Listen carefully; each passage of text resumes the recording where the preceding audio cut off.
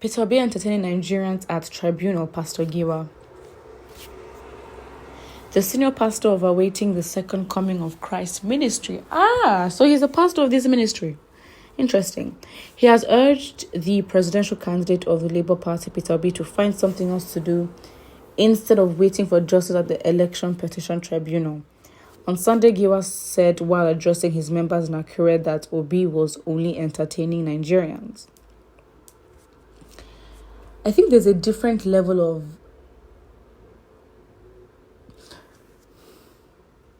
justified anger towards men of God, because it's like you're a church, and so part of your sermon, and it's so frustrating how people really think that, they say pastors should engage in politics, blah, blah, blah, but pastors literally choose to put themselves in the middle, but yet will never, ever see it as their business to actually enlighten their audience, to enlighten their congregation. Audience is the wrong word. It's their congregation. And it's like, you really think, have you ever been through trial or been to court? You think that someone can just, you should go and find a hobby and just dance around. Do you think it's a small issue to have a presidential election and fight for the fact that, the winner is not the winner, let us validate the votes, let's go back on the process? Do you know how tough a fight it is, or how frustrated he may be, even considering the fact that whatever he's fighting for, a president is in office that is inaugurated. It's not president-elect, we've just finished elections. No, this man has been inaugurated and has even started work. Right? So it is I just don't understand. And obviously it's no surprise this person actually is a supporter of Tinubu.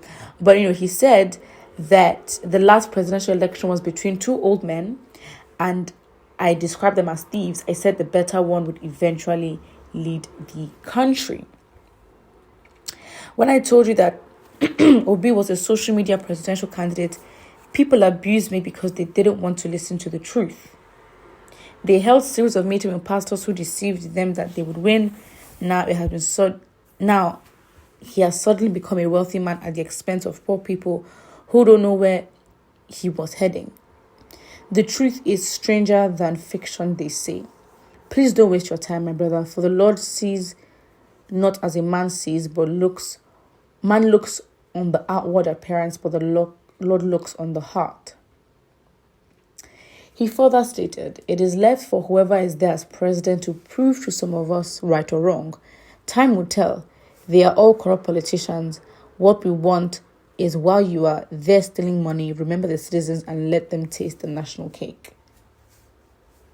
Wrong thinking, but okay. The money belongs to the citizens of Nigerians. At least nothing stops you from transforming the country and protecting the individual rights, or the rights of and the dignity of individual Nigerians. It's so sad. I think there's a lot of work as to how we think.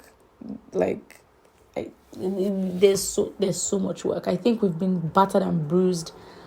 I don't know what kind of level of inferiority complex. We've been so disempowered in our thinking. The way we position ourselves to demand for what is actually ours, it's like we forget our rights, we forget how we're meant to be treated. We are disappointed so much that we just ask for less and less every time. And it just means that as a collective, we lose our standard for who should lead us, and we accept what we should not accept. In this case, it's like we're almost begging leaders to do right.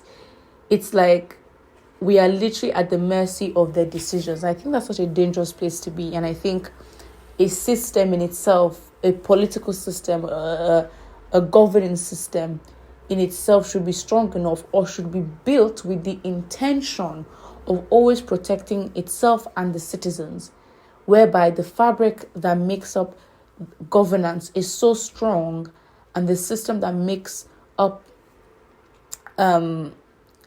the system of governance has so much integrity that nobody can just walk in and just mess up, right?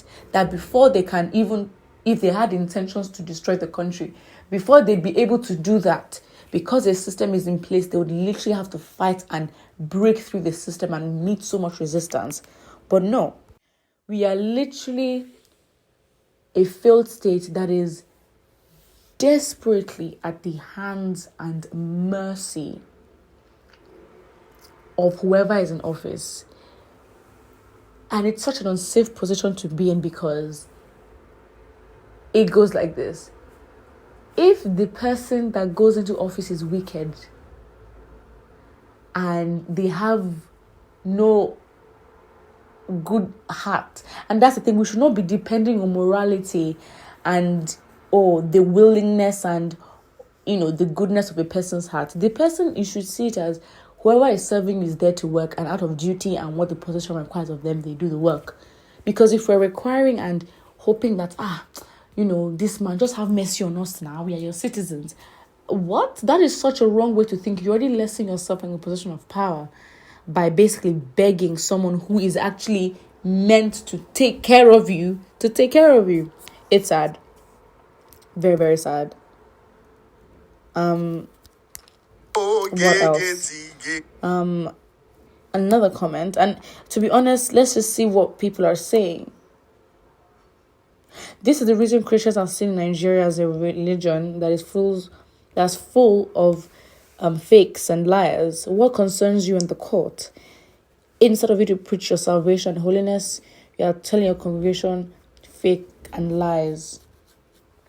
I mean, that's the thing. He's saying that Peter Obi is entertaining entertaining Nigerians, and this man here is basically entertaining his congregants. Honestly, it's so frustrating. But what can you say? It's our country. You just have, because the issue of this man and this church is not just one thing. Do you know how many churches are in Nigeria? So then imagine this replicated times 10,000. It's a war.